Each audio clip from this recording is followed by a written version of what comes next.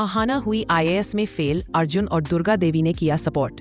जी हाँ दोस्तों, बड़े घर की छोटी बहू में जहाँ एक तरफ आहाना की आंखों में आंसू थे, लेकिन उसकी आवाज में कहीं न कहीं एक टूटी हुई उम्मीद थी। उसने खुद को संभाला और शोर मचाती भाभी और बुआ के बीच खड़े अर्जुन की ओर देखा। उसकी नई नवेली जिंदगी के नए अध्याय में यह निराशा उसके पुराने घावों को फिर से कुरेद गई थी। बड़े घर की छोटी बहू के आंगन में आज केवल शादी के बंधन नहीं बंधे थे, बल्कि एक सपना भी टूटकर बिखर गया था। शादी के बाद की रस्में चल रही थी। घर में हंसी ठिठोली, गहनों की खनक और मिठाइयों की सुगंध फैली थी। आहाना दुल्हन के जोड़े में लिपटी हर रस्म को निभाने की कोशिश कर रही थी, लेकिन उसके मन का एक कोना अब भी दिल्ली में छूट गया था, उसकी किताबों और सिविल सर्विसेज की तैयारी के बीच। अचानक माहौल में चुप्पी छा गई जब छोटू मामा ने धीरे से कहा, आहाना, आज तुम्हारा वो जो तुम्हें दे रही थी, उसका रिजल्ट आने वाला था, है ना? छोटू मामा की बात सुनते ही आहाना के चेहरे का रंग उड़ गया। उसे पल भर में समझ आ गया कि अगर सब कुछ ठीक होता तो ये बात इस तरह से नहीं उठाई जाती। उसकी सास दुर्गा देवी, जिन्हें पूरा खानदान दीदी भाई कहता था, उन्होंने भी एक पल के लिए रस्मों से ध्यान हटाकर आहाना की ओर देखा। अर्जुन, जो पास ही खड़ा था, आहाना का हाथ थामने के लिए आगे बढ़ा, पर बुआ जी पिशे मुनि ने झट से उस पर टोक दिया, अर्जुन, नई दुल्हन को इन सब बातों से दूर रखो। आज का दिन खुशियों का है, कोई मायूस होने वाली बात नहीं। आहाना ने अपने आंसू पी लिए। उसकी आंखों में निराशा तैर रही थी। वह जानती थी कि उसके दोबारा इस घर में लौटने का एक बड़ा कारण यह भी था कि वह अपने पैरों पर खड़ी हो सके, खुद को साबित कर सके। पहली शादी टूटने के बाद यह सपना ही उसकी हिम्मत बना रहा था। मुझे पता है मामा जी, आहाना ने धीरे से कहा, मेरा नाम नहीं आया होगा। ऋषि मुनि के चेहरे पर एक हल्की लेकिन छिपी हुई मुस्कान आई। वह मन ही मन खुश थी। छोटी बहू को इतनी बड़ी परीक्षा में विफल देखकर उन्हें एक अजीब सी शांति मिली थी। उन्हें लगा, अब तो ये लड़की यही रहेगी, अर्जुन के सहारे, और फिर वह अपनी मर्जी से इसे नचाएंगी। तभी अर्जुन ने आहाना का हाथ कसकर थाम लिया।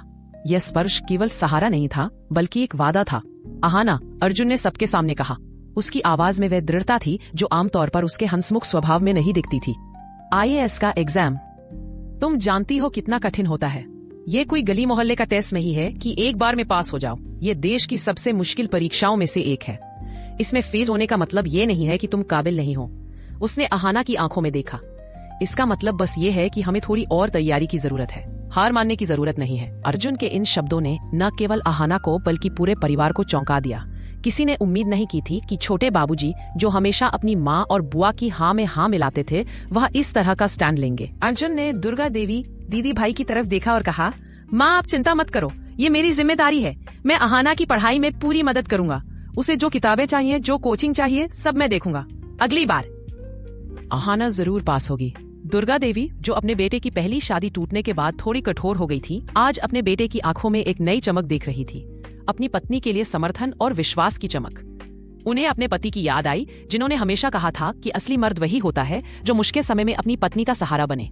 उन्होंने मुस्कुराकर हाँ में सिर हिलाया। हाँ अर्जुन, तुम्हारा फैसला सही है। मैं भी तुम्हारी बहू का साथ दूंगी। ये घर उसकी पढ़ाई के बीच नहीं आएगा। ऋषि मुनि के चेहरे पर आई मुस्कान अब गायब हो चुकी थी और उसकी जगह चिंता ने ले ली थी।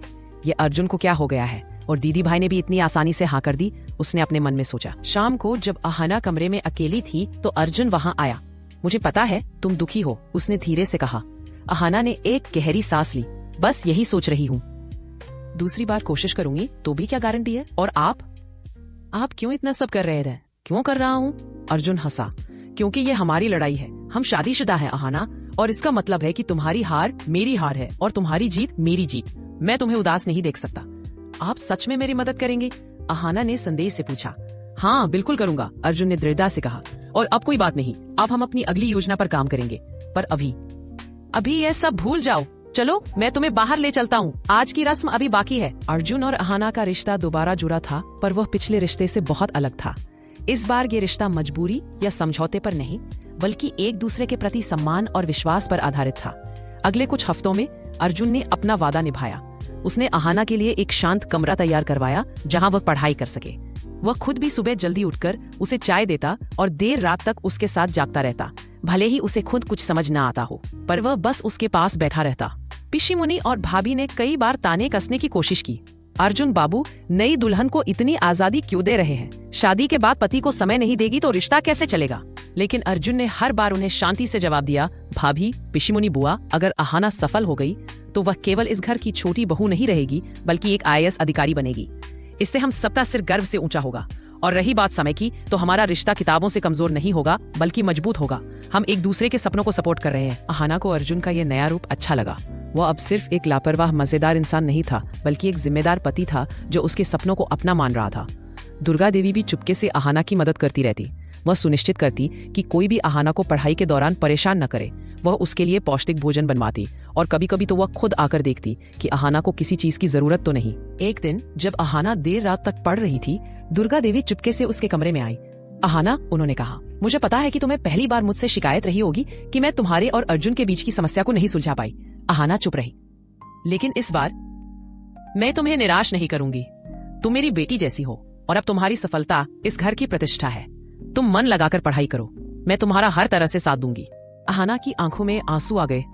ये पहली बार था जब दुर्गा देवी ने उससे इतनी ममता से बात की थी। धन्यवाद माँ, अहाना ने उन्हें गले लगाया। ऋषि मुनि ने जब यह देखा तो वह पूरी तरह से बौखला गई। उन्हें लगा कि उनका घर और उनका प्रभाव दोनों ही हाथ से निकल रहे हैं। उन्होंने अपनी बेटी से मिलकर एक योजना बनाई कि किसी तरह अहाना की पढ़ाई में बाधा डाली जाए या अर्जुन को अहाना से दूर किया जाए। उन्होंने एक दिन अर्जुन को बुलाया। अर्जुन, तुम्हें क्या लगता है कि तुम अहाना की वजह से अपनी खुद की जिंदगी भूल जाओगे? तुम हमेशा बाहर घूमने जाते थे, फिल्में देखते थे। अब तुम घर पर रहकर बस किताबों की धूल फांकते हो। ऐसा नहीं होता बेटा। नई शादी हुई है, तुम लोग कहीं बाहर घूमकर आओ। अहाना को भी अच्छा लगेगा और तुम्हारा दिमाग भी फ्रेश हो जाएगा। अर्जुन मुस्कुराया।